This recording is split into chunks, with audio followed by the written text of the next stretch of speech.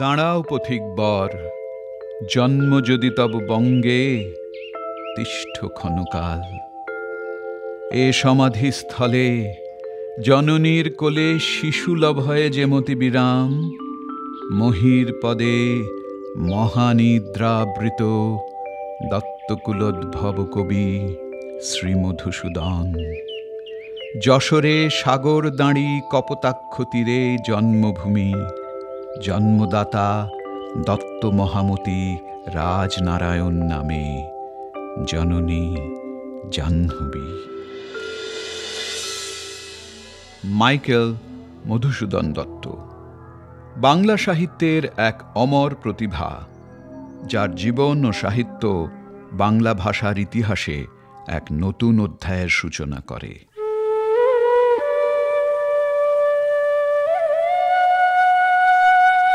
1824 সালের 25শে জানুয়ারি যশোর জেলার অন্তর্গত কেশবপুরের কপোতাক্ষ নদীর ধারে সাগরদাঁড়ি গ্রামে জন্মগ্রহণ করেন মধুসূদন। পিতা রাজনারায়ণ দত্ত ও মা জাহ্নবী দেবীর একমাত্র সন্তান ছিলেন মধুসূদন। তাঁর জীবন ছিল বৈচিত্র্যময় এবং সর্ব অর্থে তিনি ছিলেন একজন ব্যতিক্রমী মানুষ। গ্রামের পাঠশালায় পড়াশোনা শুরু করেন মধুসূদন। বাড়িতে মা জাহ্নবী দেবী তাঁকে রামায়ণ, মহাভারত ও হিন্দু পৌরাণিক কাহিনী শোনাতেন, আর সাগরদাঁড়ির পাশে শেখপুরা গ্রামের ইমাম খন্দকার মখমল সাহেবের কাছে যেতেন আরবি, ফার্সি ও বাংলা শিখতে। 9 বছর বয়সে সাগরদাঁড়ি ছেড়ে চলে এলেন কলকাতার খিদিরপুরে। ভর্তি হলেন লালবাজার গ্রামার স্কুলে, শিখতে শুরু করলেন ইংরেজি, লাটিন ও হিব্রু। 13 বছর বয়সে তিনি কলকাতার হিন্দু কলেজে ভর্তি হলেন। এই কলেজে তাঁর সহপাঠীরা ছিলেন ভূদেব মুখোপাধ্যায়, রাজনারায়ণ বসু, গৌরদাস বসাক ও প্যারীচরণ সরকার। হিন্দু কলেজে মধুসূদন ইংরেজি ভাষা ও সাহিত্য নিবিড়ভাবে পড়াশোনা করার সুযোগ পান। কবি লর্ড বায়রন, শেলি এবং মিল্টনের কবিতা তাঁর খুব প্রিয় হয়ে ওঠে। তাঁর এই আগ্রহ অধ্যাবসায় দেখে ওই কলেজের ইংরেজির শিক্ষক ডেভিড লেস্টার রিচার্ডসন তাঁকে আরও উৎসাহিত করেন। এর ফলস্বরূপ অল্প দিনের মধ্যেই মধুসূদন বাংলা ভাষা, সাহিত্য ও দেশীয় সংস্কৃতির প্রতি আগ্রহ হারিয়ে ফেলেন এবং পাশ্চাত্য ভাবধারায় আকৃষ্ট হয়ে পড়েন। রচনা করতে শুরু করেন ইংরেজি কবিতা। 25 বছর বয়সে প্রকাশিত হয় তার প্রথম ইংরেজি কাব্য দ্য ক্যাপটিভ লেডি, যা তাঁকে যথেষ্ট খ্যাতি এনে দেয়। তিনি একজন ভোরেশাস রিডার, মানে তিনি সারা বিশ্ব সাহিত্যের নানান বই, নানান কাব্য সব কিছুই খুব সুন্দরভাবে পড়াশুনো করেছিলেন। শুধু হিন্দু কলেজে নয়, বিশপস কলেজেও যখন তিনি তার ধর্মান্তরণের পরে যেখানে পড়াশুনো করেছিলেন, সেখানে তিনি গ্রিক, লাটিন, হিব্রু নানান সাহিত্যের নানান চর্চা করেছেন। তার ফলস্বরূপ একটা বাংলার আধুনিক কাব্যের দ্রষ্টা হিসেবে আমরা মাইকেল মধুসূদনকে পাই। উচ্চাকাঙ্ক্ষী মধুসূদন স্বপ্ন উড়ানে পাড়ি দিলেন। স্বপ্ন দেখলেন ইংরেজিতে কবিতা লিখবেন ও খ্যাতি অর্জন করবেন। ইংল্যান্ডে গেলেন ব্যারিস্টারি পড়তে। ইতিমধ্যে ঘটে গেছে তাঁর জীবনে নানান ঘটনা। হিন্দু কলেজে পাঠরত অবস্থায় 19 বছর বয়সে তিনি খ্রিস্টান ধর্ম গ্রহণ করেন। মধুসূদন হলেন মাইকেল মধুসূদন দত্ত।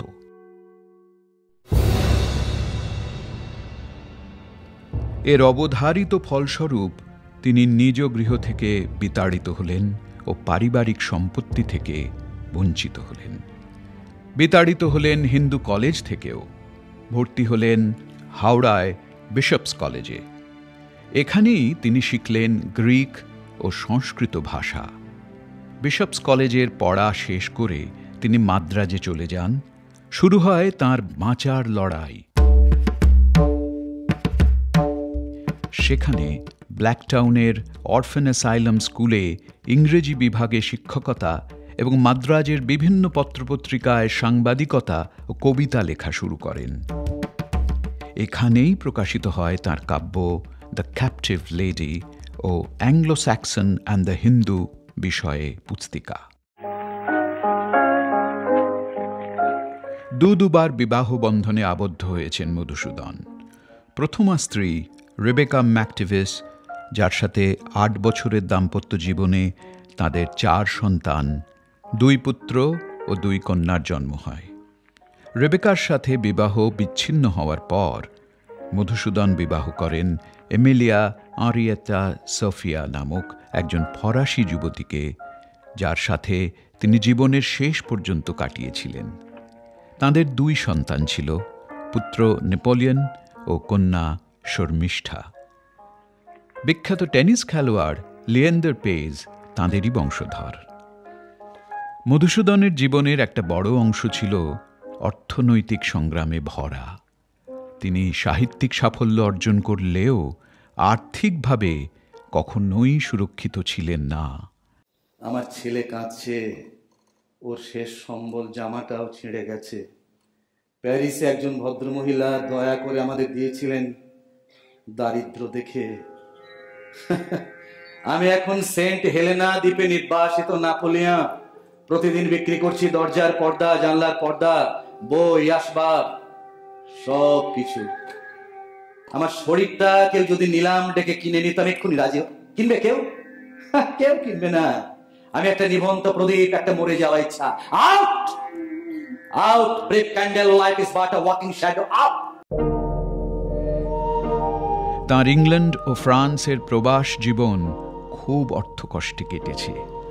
বিদ্যাসাগর মহাশয়ের পাঠানো আর্থিক সাহায্যে তিনি ইংল্যান্ডের গ্রেজ ইন বিশ্ববিদ্যালয় থেকে ব্যারিস্টারি পড়া শেষ করে দেশে ফিরেছিলেন। নিজের সমস্যা থাকলেও বিদ্যাসাগর মহাশয় বিদেশ বিভুঁইয়ে থাকা প্রতিভাবান মানুষটিকে অর্থ পাঠিয়ে সাহায্য করতেন। দীর্ঘদিন ইউরোপে কাটিয়ে দেশে ফিরে ব্যারিস্টারিতে তিনি মন বসাতে পারেননি, বরং হাজার কষ্ট সত্ত্বেও তিনি সারস্বত চর্চায় মনোনিবেশ করেছেন। ফলে প্রশংসা পেলেও আর্থিক সমস্যা থেকে কোনো দিন মুক্তি পাননি তিনি।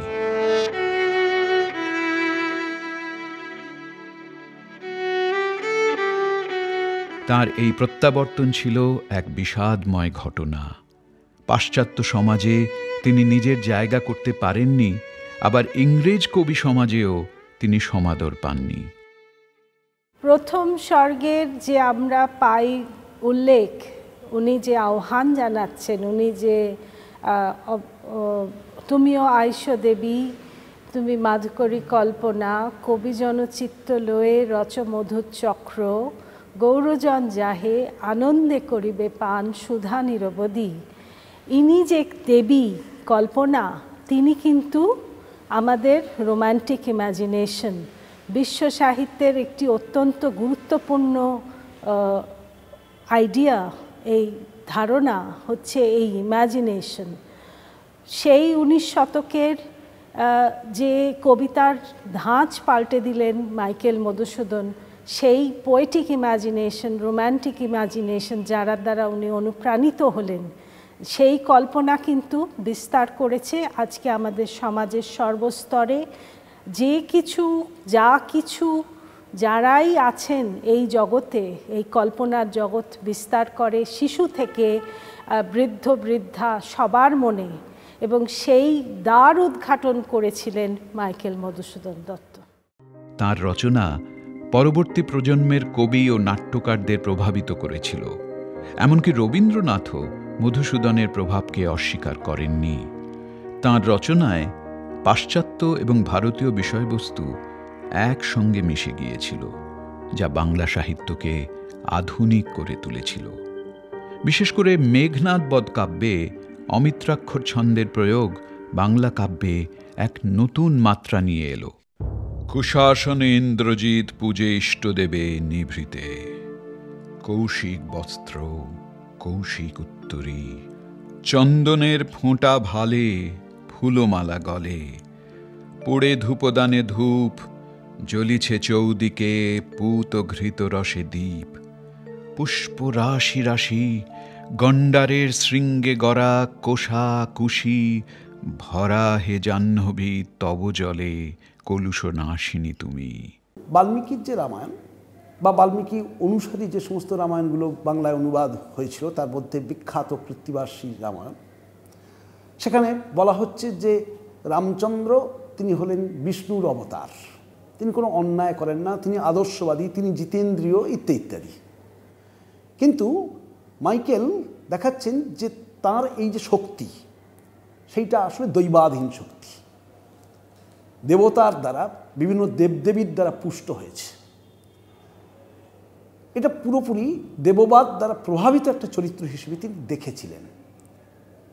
অথচ তিনি যে সময়টার মধ্যে তার জীবনকে যাপন করছিলেন, যেটা ঊনবিংশ শতকের মূল বাণী ছিল যে আপন পৌরুষের উপর নির্ভর করে একটা মানুষের লড়াই, সেই লড়াইটা যেন তাঁর কাব্যের মধ্যে প্রবল হয়ে উঠছে। যে মানুষটা তার কল্পনার প্রদীপকে উজ্জ্বলিত করে তুলছে, সেই চরিত্র অন্যদের কাছে রাক্ষস বলে পরিগণিত হলেও তাঁর কাছে কিন্তু মানব শ্রেষ্ঠ হয়ে উঠছেন।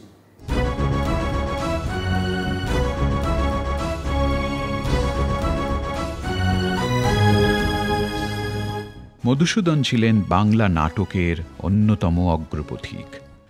তাঁর লেখা শর্মিষ্ঠা বাংলা ভাষায় অন্যতম প্রথম মৌলিক নাটক হিসেবে বিবেচিত হয়।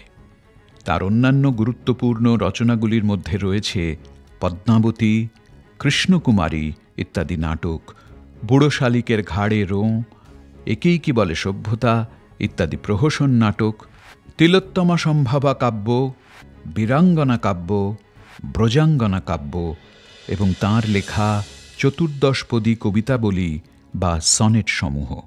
মাইকেল মধুসূদন দত্ত ছিলেন বিচিত্র প্রতিভাধর মানুষ। তিনি তো মেঘনাদবধ কাব্যের মতন একটা বিশাল বড় মাপের মহাকাব্য লিখলেন, সাহিত্যিক মহাকাব্য। কিন্তু মহাকাব্যের জগতে প্রবেশ করবার আগে মাইকেল নাটক লিখতে শুরু করেন। তখন বেলগাছিয়া নাট্যশালাতে চলছিল রামনারায়ণ তর্করত্নের একটি নাটক, রত্নাবলী, একটি সংস্কৃত নাটকের বাংলা অনুবাদ। কিন্তু সেই নাটকটি দেখে মাইকেল মধুসূদনের খুব ভালো লাগেনি। তার মনে হয়েছিল যে অলিক কুলিক নাট্যে মজে লোক রাঢ়ে বঙ্গে, নিরখিয়া প্রাণে নাহি হয়, এরকম একটা তার অনুভূতি তৈরি হলো তৎকালীন বাংলা নাটকের দৈন্য অনুভব করে। তখন তিনি প্রস্তাব দিলেন যে তিনি নিজেই একটা নাটক লিখবেন যার মধ্যে আধুনিকতা থাকবে। সত্য কথা বলতে কি যে বাংলা নাটক যার হাত ধরে প্রথম আধুনিকতার স্পর্শ পেল তিনি কিন্তু মাইকেল মধুসূদন দত্ত। ইংরেজি ভাষা ও সাহিত্য মধুসূদনের জীবনে বড় ভূমিকা নিয়েছিল। ছোটবেলা থেকেই তাঁর মনে ইউরোপীয় সাহিত্য ও সংস্কৃতির প্রতি আকর্ষণ ছিল গভীর। তিনি ইংরেজিতে কিছু কবিতা লিখলেও শেষ পর্যন্ত বাংলার প্রতি তাঁর ভালোবাসাই তাঁকে বাংলা ভাষায় ফিরে আসতে প্রেরণা জুগিয়েছিল। হে বঙ্গ, ভাণ্ডারে তব বিবিধ রতন, তা সবে অবোধ আমি অবহেলা করি, পরধন লোভে মত্ত করিনু ভ্রমণ, পরদেশে ভিক্ষাবৃত্তি কুক্ষণে আচরি, কাটাইনু বহুদিন সুখ পরিহরি। বিখ্যাত ইতালীয় কবি ছিলেন পেত্রার্কা। তিনি সম্ভবত ত্রয়োদশ শতকে শেষে আবির্ভূত হন এবং ইতালিতে যে নবজাগরণ শুরু হলো ত্রয়োদশ শতকের শেষ দিক থেকে, তার অন্যতম প্রতিভূ ছিলেন এই পেত্রার্কা। পেত্রার্কা যে কারণে সাহিত্যের ক্ষেত্রে খ্যাত সেটা হচ্ছে তার পেত্রার্কান সনেটের কারণে। এই পেত্রার্কীয় সনেটের বিশেষ রকমের মিল বিন্যাস থাকতো, যে বিন্যাস রীতি মধুসূদনও অনুসরণ করেছিলেন তাঁর সনেটে। সনেটের আর একজন বড় নির্মাতা, ইনি অবশ্য ইংল্যান্ডের কবি এবং নাট্যকার, উইলিয়াম শেক্সপিয়ারের মিলরীতি একটু অন্য রকমের, কিন্তু মধুসূদন সেটাকেও কোনো কোনো ক্ষেত্রে অনুসরণ করেছিলেন। স্বপ্নে তব কুললক্ষ্মী কয়ে দিলা পরে, ওরে বাছা মাতৃকোষে রতনের রাজি, এ ভিখারি দশা তবে কেন তোর আজি? যা ফিরি অজ্ঞান তুই, যা রে ফিরি ঘরে। তবে মনে রাখতে হবে যে তার যাবতীয় এই জাতীয় সনেট, যেগুলোর নাম তিনি দিয়েছিলেন চতুর্দশপদী কবিতা, সেগুলো সবই লিখছেন বিদেশে বসে। তিনি 1862-তে চলে গেলেন, আইন পড়তে গেলেন মূলত, এবং সেখানে পড়তে গিয়ে ভার্সাই শহরে বসে তার হঠাৎ মনে উঠল এই দেশের কথা, সেই যশোরের সাগরদাঁড়ি, কিংবা তার মাদ্রাজ জীবন, কলকাতার জীবন, এই জীবনকে নিয়ে তিনি লিখতে শুরু করলেন একটার পর একটা। এমনকি মধ্যযুগের বিষয় নিয়ে, যেমন চণ্ডীমঙ্গলের বিষয় নিয়ে, কিংবা ভারতচন্দ্র প্রসঙ্গ এসেছে, অন্নপূর্ণা মঙ্গলের কাহিনী নিয়ে তিনি তৈরি করছেন এক একটা সনেট। আসলে 14টি মাত্রা থাকবে প্রত্যেকটি চরণে, আর 14টি চরণে শেষ হবে। মধুসূদন জানতেন যে কেবলমাত্র ধর্ম ও সমাজের বিরুদ্ধে কথা বললেই পরিবর্তন আসবে না, বরং শিল্প এবং সাহিত্যকে সমাজ পরিবর্তনের এক শক্তিশালী হাতিয়ার হিসেবে ব্যবহার করতে হবে। তিনি কাব্য ও নাটকের মাধ্যমে সমাজের নানা অসঙ্গতি ও অস্থিরতার বিরুদ্ধে প্রতিবাদ জানিয়েছিলেন। বাংলা নাটকের যে সবচেয়ে বড় পরিবর্তনটি চোখে পড়ে মাইকেলের নাট্যসম্ভার মনে করলে, তা হলো শুধুমাত্র টডের অ্যানালস থেকে যে বিষয়বস্তু উনি চয়ন করেছেন শুধু সেইটি নয়, বা ওনার ব্যক্তিগত জীবনের যে প্রতিফলন আমরা শর্মিষ্ঠা নাটক বা অন্যান্য নাটকের মধ্যে কল্পনা করি তা নয়, কিন্তু উনি যে দুটি প্রহসন যেগুলো লিখেছিলেন, একেই কি বলে সভ্যতা এবং বুড়ো শালিকের ঘাড়ে রৌ, যেগুলি এতই স্পষ্টভাবে সেই সমাজের চিত্র তুলে ধরেছিল, সেইটি তিনি তার যখন লিখলেন তখন প্রথমে সেগুলো মঞ্চস্থ পর্যন্ত করা যায়নি যতদূর আমার জানা আছে, কিন্তু তার মধ্যে যে বাস্তব সমস্যা এবং যে বাস্তব চিত্র ধরেছিলেন মাইকেল মধুসূদন, তা অতীব সুন্দর এবং অতীব অসাধারণ। মধুসূদনের জীবনের অভিজ্ঞতা ও সাহিত্য আমাদের আত্মবিশ্বাস, সংকল্প এবং মুক্ত চিন্তা নিয়ে ভবিষ্যতের দিকে এগিয়ে যেতে প্রেরণা দেয়। তার সাহিত্যিক দৃষ্টিভঙ্গি এবং জীবন সংগ্রাম আজকের দৃষ্টিতে মূল্যায়িত হলে বোঝা যায় তিনি কতটা অগ্রগামী ছিলেন। সাহিত্যে প্রথা ভাঙা মানসিকতা, ভাষায় উদ্ভাবনী দক্ষতা এবং ব্যক্তিগত জীবনে যে দ্বন্দ্বগুলি তিনি অনুভব করেছিলেন তা এখনও শিক্ষণীয় এবং গবেষণার উপযোগী।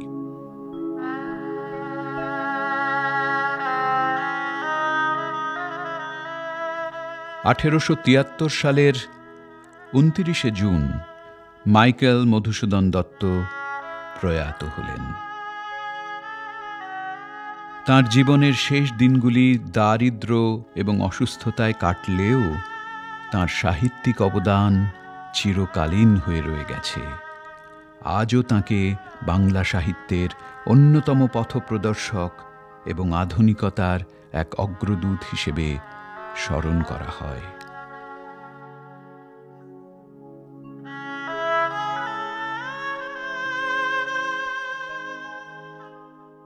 রেখো মা দাসেরে মনে, এ মিনতি করি পদে, সাধিতে মনের স্বাদ, ঘটে যদি পরমাদ, মধুহীন করুণা গো, তব মন কোকনদে।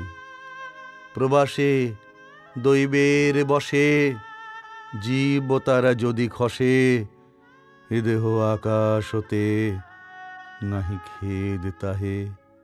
জন্মিলে মরিতে হবে, অমর কে কোথা কবে, চিরস্থির কবে নীর, হায় রে জীবন নদে। কিন্তু যদি রাখো মনে, নাহি মা ডরি সমনে, মক্ষিকাও গলে না গো, পড়িলে অমৃত হ্রদে। সেই ধন্য নরকুলে লোকে যারে নাহি ভুলে, মনের মন্দিরে সদা সেবে সর্বজন। কিন্তু কোন গুণ আছে যাচিব যে তব কাছে?